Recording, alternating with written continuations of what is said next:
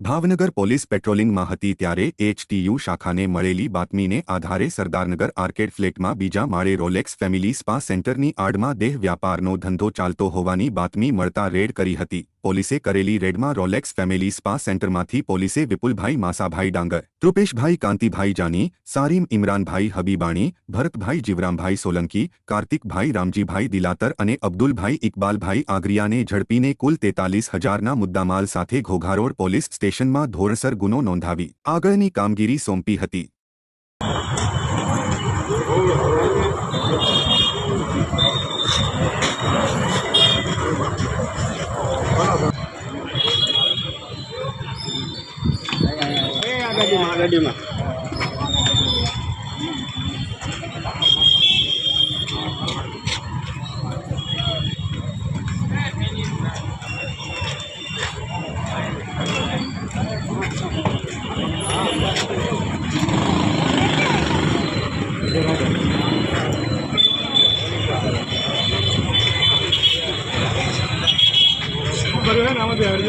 ભાઈ તમે આમાં